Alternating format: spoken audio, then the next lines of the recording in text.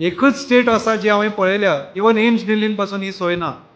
ही जी cancer detection van आसा ते AIIMS दिल्लीचे डॉक्टर म्हाका म्हणटाले तुमकां कशी मेळ्ळी काय म्हणून कम्युनिटी मेडिसीन डिपार्टमेंट आनी जीएमसी आरोग्य मंत्र्यान आमचे विश्वजीत राणे सरान ती फुल्ली ऑपरेशनलायज केली.